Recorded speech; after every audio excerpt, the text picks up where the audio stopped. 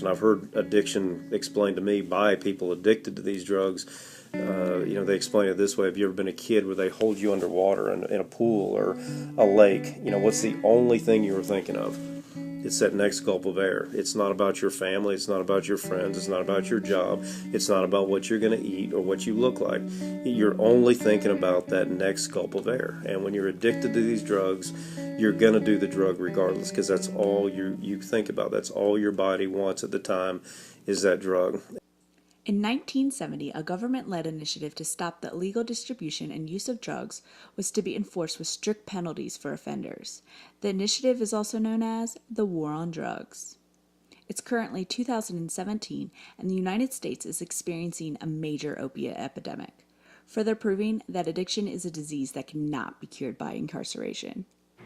And the impact of the prosecution of the drug laws the way they currently are have absolutely devastated communities, have devastated just the structural nature of a lot of American families, especially in economically depressed persons of color and areas of the country that are economically depressed in West Virginia.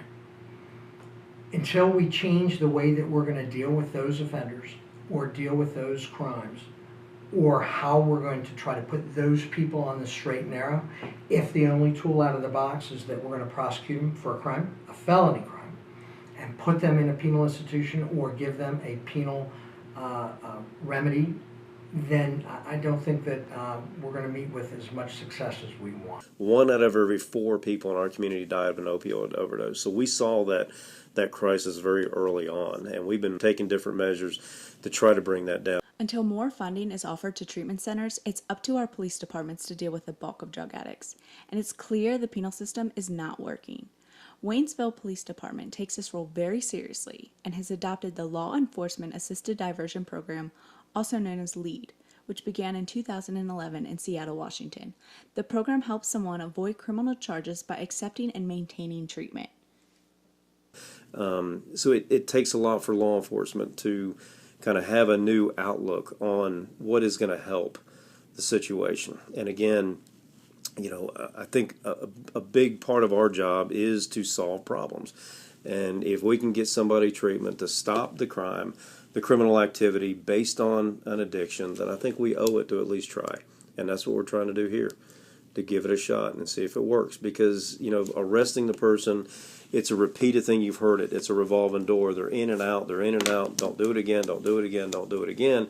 They're still doing it again. We've got to stop the addiction before we can stop the crime. The war on drugs has created an environment in which it's going to be really hard for people who use drugs to trust the police. And we've got an administration federally that is re-upping mandatory minimums and, saying the drug war is a good thing. And so, I really don't know what the answer is in terms of law enforcement having a positive role. This treatment or jail, to me, I don't know what the answer is. I know that we're in a mess now, and there are a lot of folks who need help, and treatment is not well funded, and a lot of the treatment is not evidence-based. I don't know how law enforcement can be involved in a way that feels positive to folks. Drug addiction oftentimes results in a criminal record and repeated offenses. It's also important to mention the health risks involved by those who use needles. The use of dirty needles has increased the rate in which diseases spread between drug addicts and with future generations. As needle exchanges recently became legal in July of 2016, we thought it was important to ask a few questions about the topic. I've been doing this a long time as far as accountability, responsibility, and I thought, needle exchange, you're giving out clean needles to somebody to shoot drugs. What's that all about? When you look at the data, and I'm data driven as well. When you look at the facts, the data that shows that we have a very, very high rate of Hep C. Some of these other diseases that are spread through needle use, I can see the health side of things where they say it's much safer. It saves the state. It saves our federal government money in medical costs if we can cut down on hepatitis C, if we can cut down on some of these other diseases that are spread through dirty needles. That's a health question. But law enforcement has not or will not be involved with needle exchange. Not saying it's a bad idea. It's just something that we don't do. You know, saying if we don't give folks needles and they won't use really just reveals how little people understand about drug use, right? So a lot of the people we see are not having fun.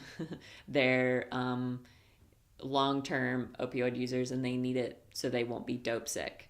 So if they can't get a clean needle, they're just going to find another needle.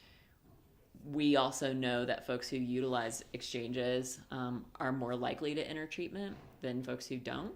And there are statistics that prove that.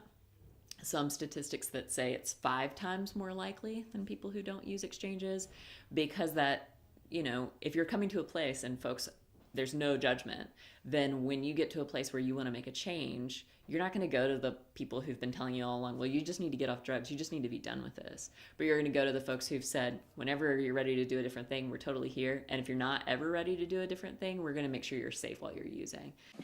So we reported that a minimum of 32 counties had been served, and people from 4 states had come through here. So knowing that we serve 18 counties, but we're serving almost twice as many without any funding from the state to serve this, it has become more than just a public health state of emergency, but an economic emergency, a social emergency, kind of a humanitarian emergency just in this region. And I bet if we expanded, we could serve, 50 states, that kind of thing. It is a problem, and I'm holding them accountable. To reduce the judgment would be really nice.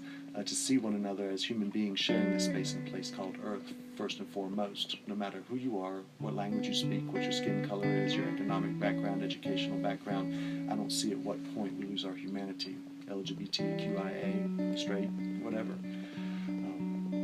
There's a lot of that judgment.